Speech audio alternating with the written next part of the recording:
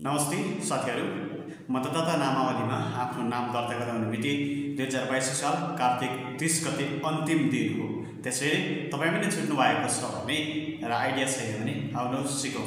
लागौ अब आफ्नो मोबाइल, कम्प्युटर अथवा ल्यापटप तपाईसँग जे छ हातमा लिनुहोस् र क्रोम ब्राउजर ओपन गर्नुहोस्। ओपन गरिसकेपछि इलेक्सन कमिसन नेपाल त्यहाँ टाइप गर्नुहोस्।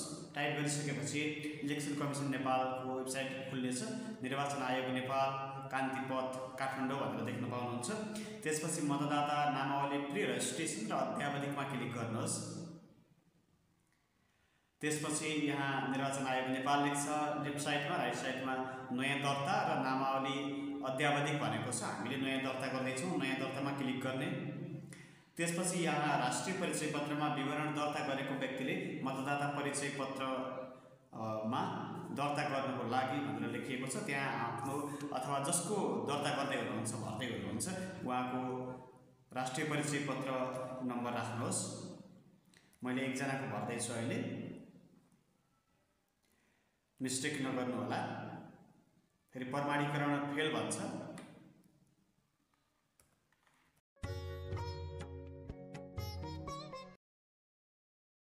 अब महिना गते सबै राख्नुपर्ने हुन्छ। त्यसपछि तपाईले पहिलो नाम अङ्ग्रेजीमा भनेको छ, पहिलो नाम लेख्नु होला,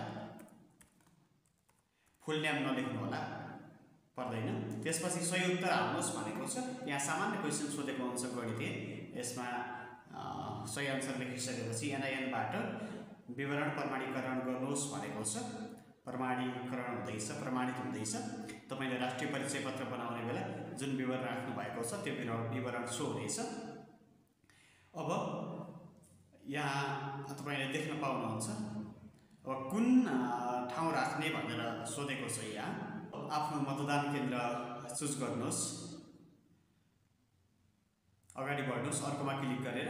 त्यसपछि यहाँ तपाईले राष्ट्रिय परिचय पत्र बनाउने बेला भरेको अथवा दिएको बायोमेट्रिक सबै कुराहरू आउँछ। यहाँ केही पनि लेख्नु पर्दैन। यदि विवाहित हुनुहुन्छ भने पति पत्नीको नाम थप्नुपर्ने छ भने थप्नु होला, नत्र तपाईले मोबाइल नम्बर राख्नुपर्ने हुन्छ। तल आफ्नो मोबाइल नम्बर राख्नुहोस्।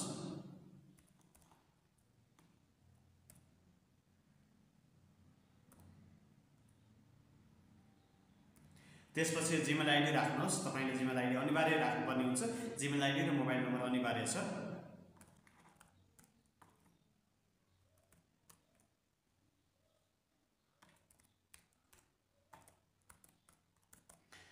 तपाईले सही छ भने चेक गर्नुहोस्। मोबाइल नम्बर त्यसैगरी जिमेल आइडी अनि अर्कोमा क्लिक गर्नुहोस्। त्यसपछि तपाईको यहाँ अरु केही चुज गर्नु पर्दैन।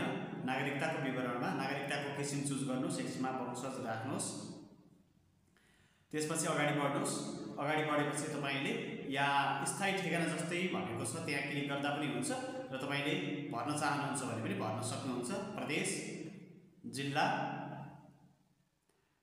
गाउँपालिका, नगरपालिका कुन हो त्यो राख्नु होला। त्यसपछि वडा नम्बर चुज गर्नु होला, आफ्नो वडा। तपाईले जुनसुकै ठाउँ पनि भर्न सक्नुहुन्छ देशैभरिको। त्यसपछि मतदान केन्द्र भनेको छ। अब तपाईले मतदान केन्द्र चुज गरिसकेपछि अगाडि बढ्नुहोस्, अर्कोमा क्लिक गर्नुहोस्। अर्कोमा क्लिक गरिसकेपछि तपाईको यहाँ अपाङ्गता रहेको भए भनेको छ। हो भने होमा क्लिक गर्नुहोस्, होइन भने होइनमा क्लिक गरेर अर्कोमा क्लिक गर्नुहोस्।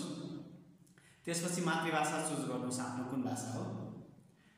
शैक्षिक योग्यता साक्षर निरक्षर भनेको छ। तपाईले जुनमा चुज गर्नुहुन्छ आफ्नो जे हो त्यही चुज गर्नु होला। त्यसपछि समूह वर्ग भनेको छ। यसमा पनि आफ्नो समूह वर्ग चुज गर्नु होला र अर्कोमा अगाडि बढ्नु होला।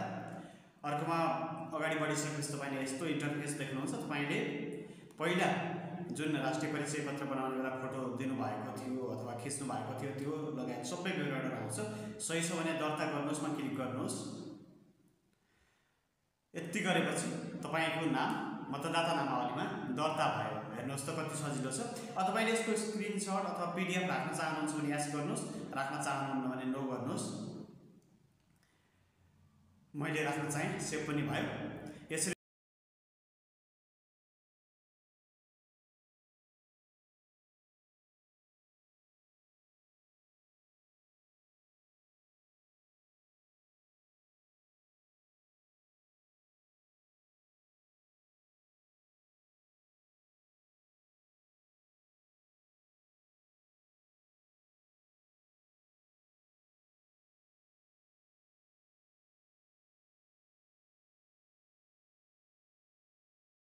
यसरी तपाईले आफ्नो नाम मतदाता नामावलीमा दर्ता गर्न सक्नुहुन्छ। धेरैजना साथीहरूले मलाई भन्नुभएको थियो मेरो भरिदिनु पर्यो अथवा पैसा लाग्छ र भनेर धेरैजनाले सोध्नु भएको थियो। पैसा लाग्दैन, तपाईले आफै भर्न सक्नुहुन्छ र कसैलाई भर्न अर्डर दिनुहुन्छ भने धेरै छ भने कसैले पनि समय दिएर निशुल्क चाहिँ नभर्न सक्छ है। यो कुरामा ढुक्क रहनु होला भन्दै यो भिडियोलाई शेयर गर्नुस्। लास्ट मिति 2082 कार्तिक 30 गते। तपाईले भोलिसम्म दर्ता गर्न सक्नुभयो भने अब आउने निर्वाचनमा आफ्नो मताधिकार मजाले प्रयोग गर्न सक्नुहुन्छ। जसलाई तपाईले भोट हाल्न चाहनुहुन्छ भोट हाल्न पाउनुहुनेछ र राम्रो नेतृत्वकर्ता तपाईले चयन गर्न पाउनुहुनेछ। तपाईको एक भोट पनि अमूल्य हुन सक्छ।